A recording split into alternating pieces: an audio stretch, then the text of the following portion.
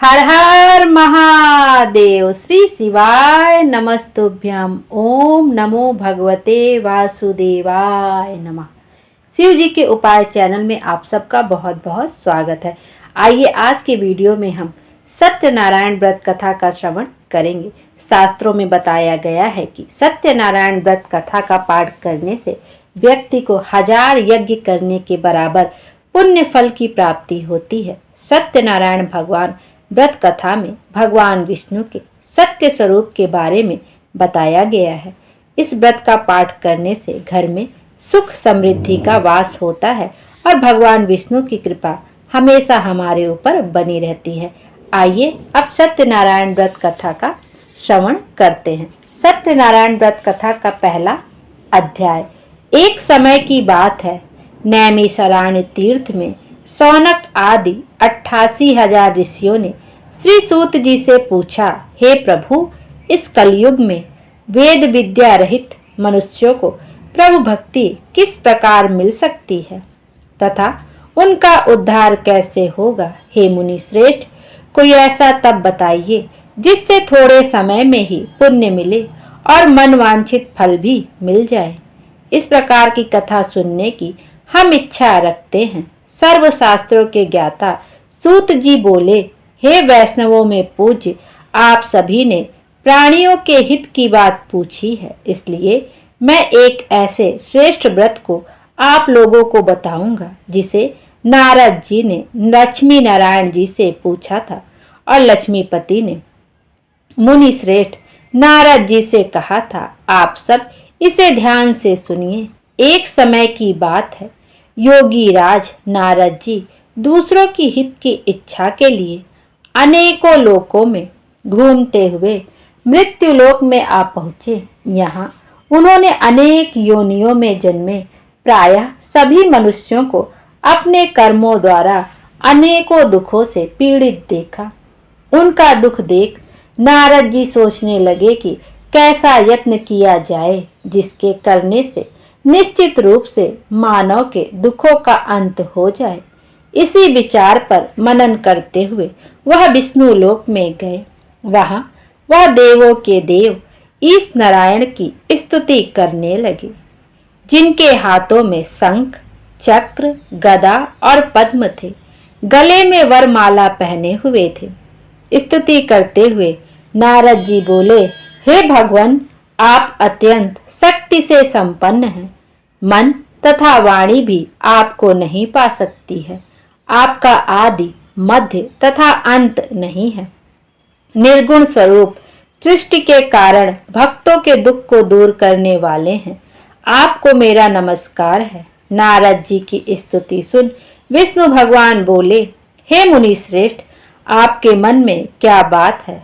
आप किस काम के लिए पधारे हैं, उसे निसंकोच होकर कहिए। इस पर नारद मुनि बोले कि मृत्युलोक में अनेक योनियों में जन्मे मनुष्य अपने कर्मों के द्वारा अनेकों दुख से दुखी हो रहे हैं। हे नाथ, आप मुझ पर दया रखते हैं तो बताइए कि वो मनुष्य थोड़े प्रयास से ही अपने दुखों से कैसे छुटकारा पा सकते हैं। श्री हरि बोले, हे नारद, मनुष्यों की भलाई के लिए तुमने बहुत अच्छी बात पूछी है, जिसके करने से मनुष्य मोह से छूट जाता है। वह बात मैं कहता हूँ, उसे सुनो। स्वर्गलोक व मृत्युलोक दोनों में एक दुर्लभ उत्तम व्रत है जो पुण्य देने वाला है। आज प्रेमवश होकर मैं उसे तुमसे कहता हूँ। श्री सत्यनारायण भगवान का यह व्रत अच्छी तरह विधान पूर्वक करके मनुष्य तुरंत ही यहाँ सुख भोग कर मरने पर मोक्ष प्राप्त करता है।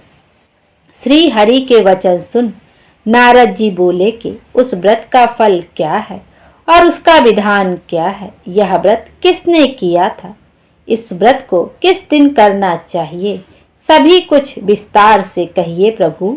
नारद की बात सुनकर श्री हरि बोले, दुख व शोक को दूर करने वाला, यह सभी स्थानों पर विजय दिलाने वाला है। मानव को भक्ति व श्रद्धा के साथ शाम को श्री सत्यनारायण की पूजा धर्मपरायण होकर ब्राह्मणों व बंधुओं के साथ करनी चाहिए। भक्ति भाव से ही नैवेद्य, केले का फल, घी, दूध और गेहूं का आटा सवाया लें। गेहूं के स्थान पर साठी का आटा, शक्कर तथा गुड़ लेकर वह सभी भक्षण योग पदार्थों को मिलाकर भगवान का भोग लगाएं। ब्राह्मणों सहित बंधु बांधवों को भी भोजन कराएं। उसके बाद स्वयं भोजन करें। भजन कीर्तन के साथ भगवान की भक्ति में लीन हो जाएं। इस तरह से सत्यनारायण भगवान का यह व्रत करने पर मनुष्य की सारी इच्छाएं निश्चित रूप से पूरी होती हैं।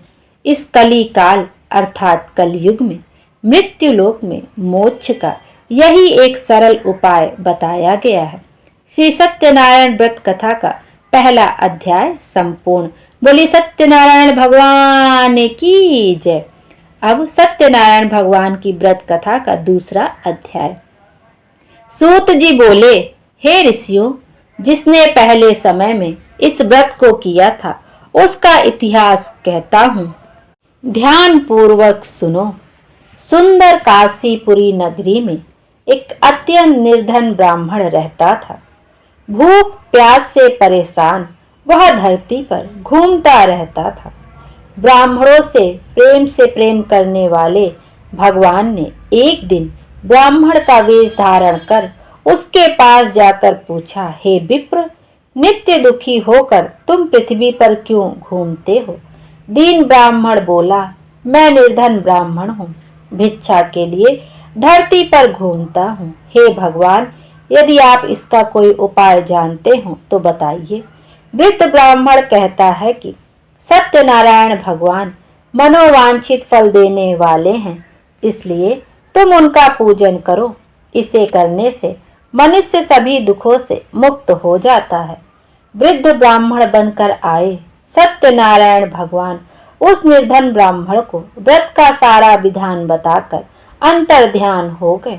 ब्राह्मण मन ही मन सोचने लगा कि जिस व्रत को वृद्ध ब्राह्मण करने को कह गया है, मैं उसे जरूर करूंगा। यह निश्चय करने के बाद उसे रात में नींद नहीं आई। वह सवेरे उठकर सत्यनारायण भगवान के व्रत का निश्चय कर भिक्षा के लिए चला गया। उस दिन निर्धन ब्राह्मण को भिक्षा में बहुत धन मिला, जिससे उसने बंधु बांधवों के साथ मिलकर श्री सत्यनारायण भगवान का व्रत संपन्न किया। भगवान सत्यनारायण का व्रत संपन्न करने के बाद वह निर्धन ब्राह्मण सभी दुखों से छूट गया और अनेक प्रकार की संपत्तियों से युक्त हो गया। उसी समय से यह ब्राह्मण हर माह इस व्रत को करने लगा। इस तरह से सत्यनारायण भगवान के व्रत को जो मनुष्य करेगा वह सभी प्रकार के पापों से छूटकर मोक्ष को प्राप्त होगा। जो मनुष्य इस व्रत को करेगा वह सभी दुखों से मुक्त हो जाएगा। सूत जी बोले, इस तरह से नारद जी से नारायण जी का कहा हुआ श्री सत्यनारायण व्रत को मैंने तुमसे कहा है। हे विप्रो, मैं अब और क्या कहूँ? ऋषि बोले, हे मुनिवर, संसार में उस विप्र से सुनकर और किस किस ने इस व्रत को किया है, हम सब इस बात को सुनना चाहते हैं। इसके लिए हमारे मन में श्रद्धा का भाव है। सूत जी बोले, हे मुनियों, जिसने इस व्रत को किया है वह सब सुनो। एक समय वही विप्र धन व ऐश्वर्य के अनुसार अपने बंधु बांधवों के साथ इस व्रत को करने को तैयार हुआ। उसी समय एक लकड़ी बेचने वाला बूढ़ा आदमी आया और लकड़ियां बाहर रखकर अंदर ब्राह्मण के घर में गया। प्यास से दुखी वह लकड़हारा उनको व्रत करते देख विप्र को नमस्कार कर पूछने लगा कि आप यह क्या कर रहे हैं? तो उन्होंने बताया कि सत्यनारायण भगवान का व्रत कर रहा हूँ तथा इस व्रत को करने से क्या फल मिलेगा, कृपया मुझे भी बताएं। ब्राह्मण ने कहा कि यह सब मनोकामनाओं को पूरा करने वाला सत्यनारायण भगवान का व्रत है। इनकी कृपा से ही मेरे घर में धन धान्य आदि की वृद्धि हुई है। विप्र से सत्यनारायण व्रत के बारे में जानकर लकड़हारा बहुत प्रसन्न हुआ। चरणामृत लेकर वह प्रसाद खाने के बाद वह अपने घर को गया। लकड़हारे ने अपने मन में संकल्प किया कि आज लकड़ी बेचने से जो धन मिलेगा उसी से श्री सत्यनारायण भगवान का उत्तम व्रत करूंगा। मन में इस विचार को ले बूढ़ा आदमी सिर पर लकड़ियां रख उस नगर में बेचने गया जहां धनी लोग ज्यादा रहते थे।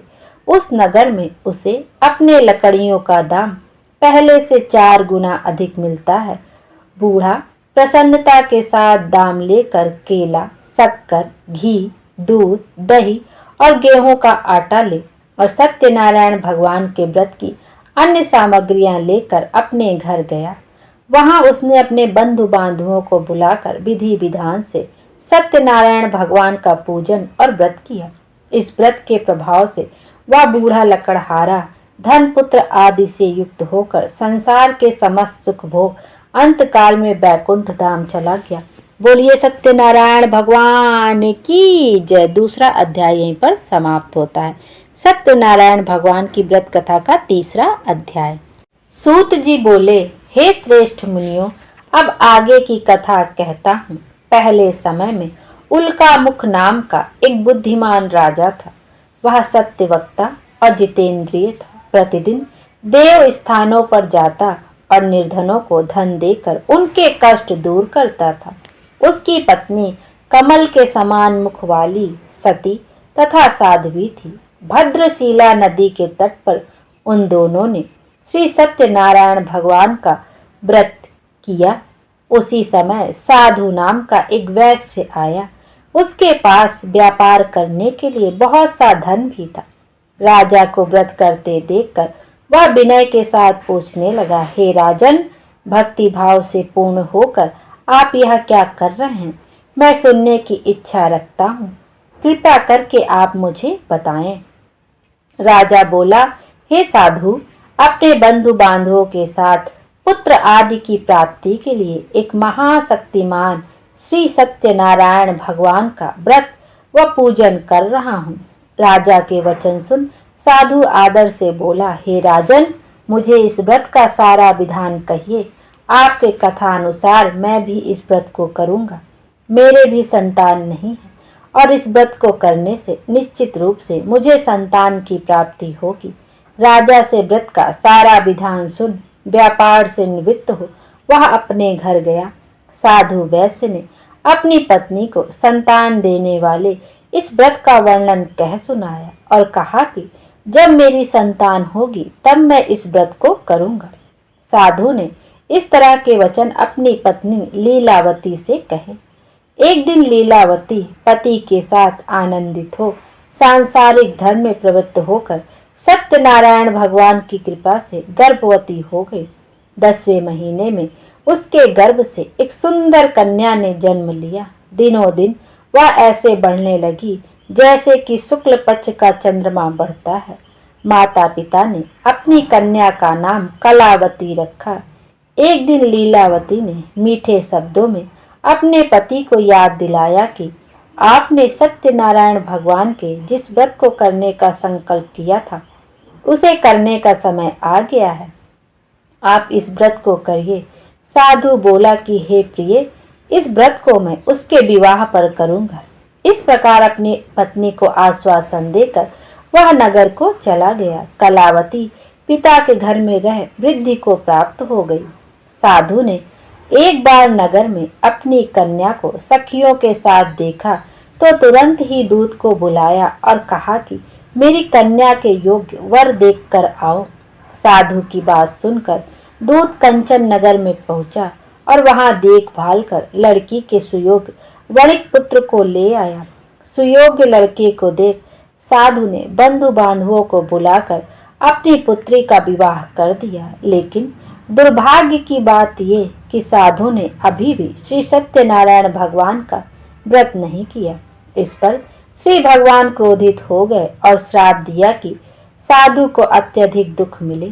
अपने कार्य में कुशल साधु बनिया जमाई को लेकर समुद्र के पास स्थित होकर रत्नासारपुर नगर में गया।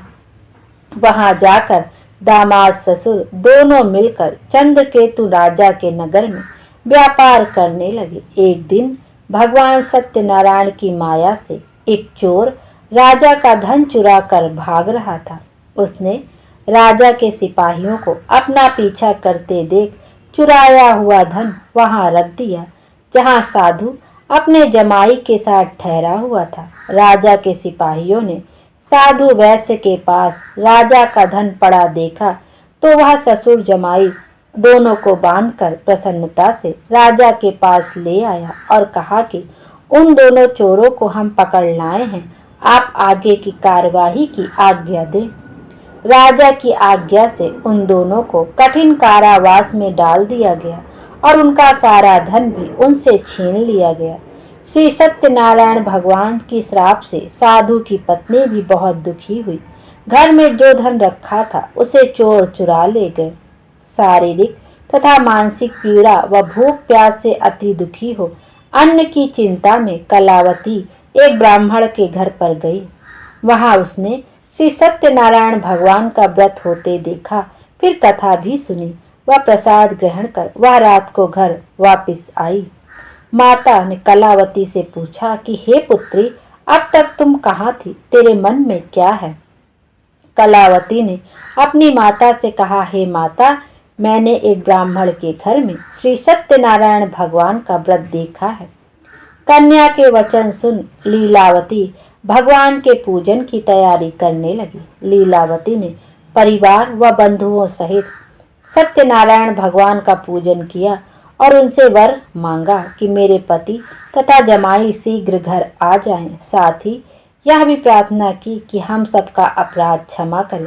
श्री सत्यनारायण भगवान इस व्रत से संतुष्ट हो गए और राजा चंद्रकेतु को सपने में दर्शन देकर कहा कि हे राजन, तुम उन दोनों वैश्यों को छोड़ दो और तुमने उनका जो धन लिया है उसे वापस कर दो।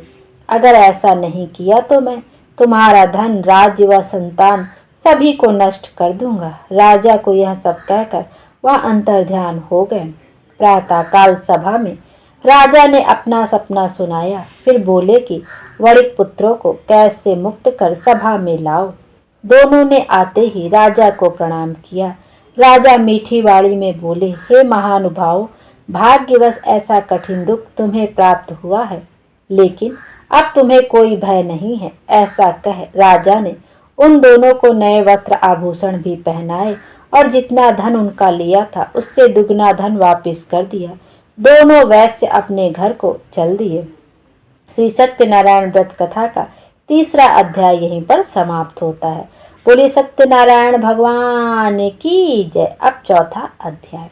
सूत जी बोले, वैश्य ने मंगलाचार कर अपनी यात्रा आरंभ की और अपने नगर की ओर चल दिए।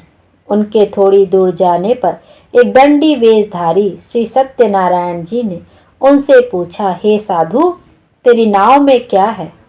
अभिवाड़ी वणिक हंसता हुआ बोला, हे दंडी, आप क्यों पूछते हो? क्या धन लेने की इच्छा है? मेरी नाव में तो बेल व पत्ते भरे हुए हैं।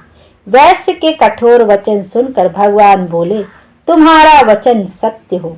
दंडी ऐसे वचन कह वहां से दूर चले गए। कुछ दूर जाकर समुद्र के किनारे बैठ गए। दंडी के जाने के बाद साधु वैश्य ने नित्य क्रिया के पश्चात नाव को ऊंची उठते देखकर अचंभा माना और नाव में बेलपत्ते आदि देखकर वह मूर्छित हो जमीन पर गिर पड़ा। मूर्छा खुलने पर वह अत्यंत शोक में डूब गया। तब उसका दामाद बोला कि आप शोक न मनाएं, यह दंडी का श्राप है, इसलिए हमें उनकी शरण में जाना चाहिए, तभी हमारी मनोकामना पूरी होगी। दामाद की बात सुनकर वह दंडी के पास पहुंचा और अत्यंत भक्ति भाव नमस्कार करके बोला, मैंने आपसे जो जो असत्य वचन कहे थे उनके लिए मुझे क्षमा दे। ऐसा कहकर महान शोकातुर होकर रोने लगा। तब दंडी भगवान बोले, हे वणिक पुत्र, मेरी आज्ञा से बार बार तुम्हें दुख प्राप्त हुआ है, तुम मेरी पूजा से विमुख हुआ।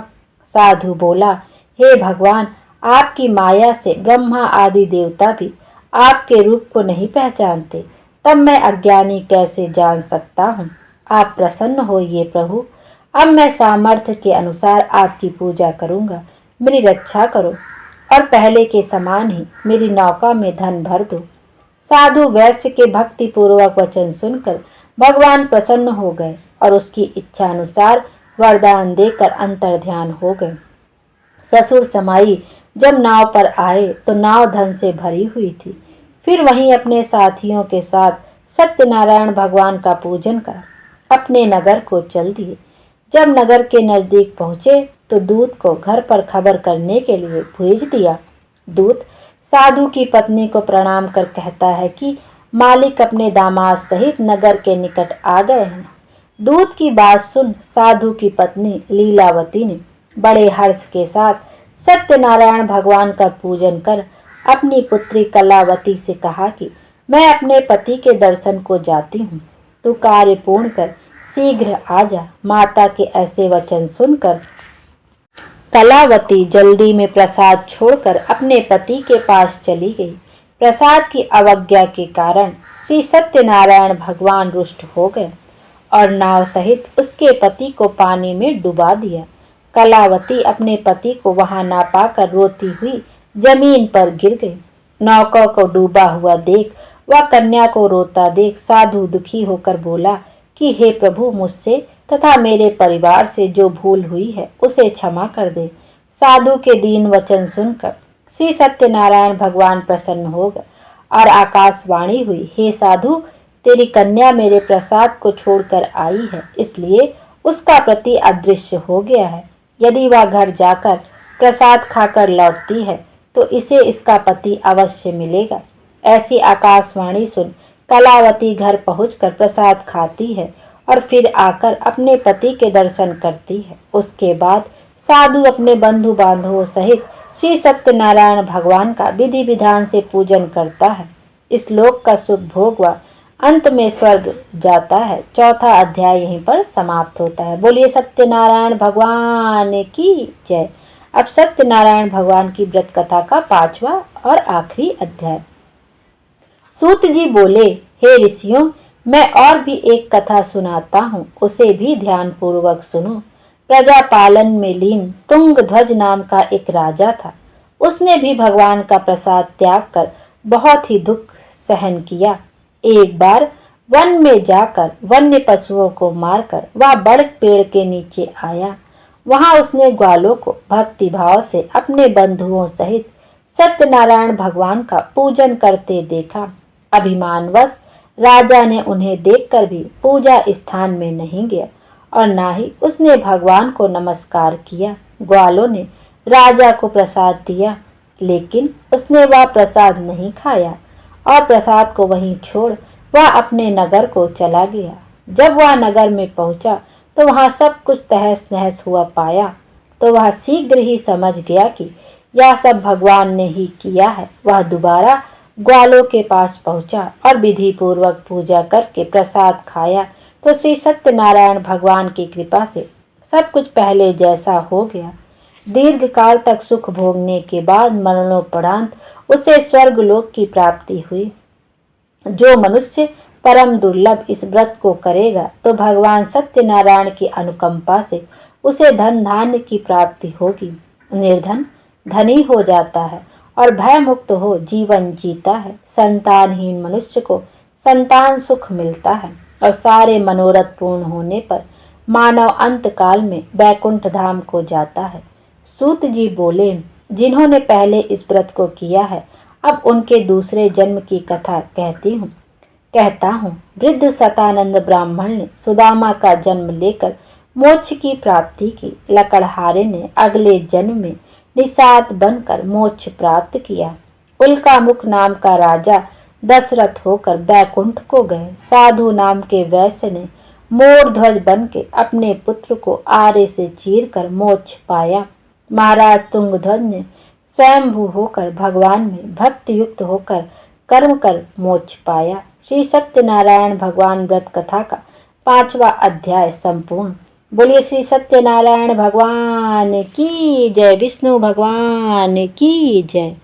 आइए अब गुरुवार व्रत कथा का भी श्रवण कर लेते हैं, क्योंकि पूर्णिमा की तिथि इस बार गुरुवार के दिन पड़ रही है और गुरुवार के दिन बृहस्पतिवार व्रत कथा का श्रवण अवश्य करना चाहिए। बृहस्पतिवार व्रत कथा। किसी गांव में एक साहूकार रहता था। उसके घर में अन्न, वस्त्र और धन किसी की कोई कमी नहीं थी, परंतु उसकी स्त्री बहुत ही कृपण थी, किसी भिक्षुक को कुछ नहीं देती थी, सारे दिन घर के कामकाज में लगी रहती।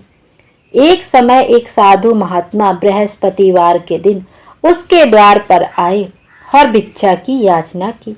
स्त्री उस समय घर का आंगन लीप रही थी।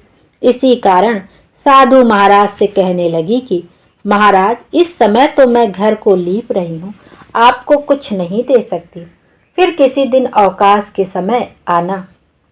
साधु महात्मा खाली हाथ चले गए। कुछ दिन के पश्चात वही साधु महाराज आए और उसी तरह भिक्षा मांगी। साहूकारनी उस समय लड़के को खाना खिला रही थी। कहने लगी, महाराज, मैं क्या करूं, अवकाश ही नहीं मिलता, इसलिए आपको भिक्षा नहीं दे सकती। तीसरी बार महात्मा फिर आए और उन्हें उसने इसी तरह टालना चाहा, परंतु महात्मा जी कहने लगे, यदि तुमको बिल्कुल ही अवकाश हो जाए तो तुम मुझको भिक्षा दोगी। साहूकारनी कहने लगी, हाँ महाराज, यदि ऐसा हो जाए तो आपकी बहुत कृपा होगी। साधु महात्मा जी कहने लगे कि अच्छा, मैं तुम्हें एक उपाय बताता हूँ। तुम बृहस्पतिवार के दिन चढ़ने पर उठो और सारे घर में झाड़ू लगाकर कूड़ा एक कोने में जमा कर दो। घर में चौका इत्यादि भी मत लगाओ। फिर स्नान आदि करके घर वालों से कह दो कि उस दिन सब लोग हजामत अवश्य बनवाएं। रसोई बनाकर चूल्हे के पीछे रखा करो, सामने कभी न रखो। सायंकाल को अंधेरा होने के बाद भी दीपक मत जलाओ तथा बृहस्पतिवार को पीले वस्त्र भी धारण मत करो, न पीले रंग की चीजों का भोजन करो। यदि ऐसा करोगी तो तुमको घर का कोई काम नहीं करना पड़ेगा। साहूकारनी ने वैसा ही किया। बृहस्पतिवार को दिन चढ़े उठी, झाड़ू लगाकर कूड़े को घर में जमा कर दिया। पुरुषों ने हजामत बनवाई, भोजन बनाकर चूल्हे के पीछे रखा। वह कई बृहस्पतिवारों को ऐसा ही करती रही। अब कुछ समय के बाद उसके घर में खाने को दाना भी न रहा। थोड़े दिनों बाद वही महात्मा फिर आए और भिक्षा मांगी, परंतु सेठानी ने कहा कि महाराज, मेरे घर में खाने को अन्न ही नहीं, आपको क्या दे सकती हूँ। तब महात्मा ने कहा, जब तुम्हारे घर में सब कुछ था तब भी तुम कुछ नहीं देती थी, अब पूरा अवकाश है तब भी कुछ नहीं दे रही हो, तुम क्या चाहती हो वह कहो। तब सेठानी ने हाथ जोड़कर प्रार्थना की, महाराज, अब कोई ऐसा उपाय बताओ कि मेरे पहले जैसा धन धान्य हो जाए।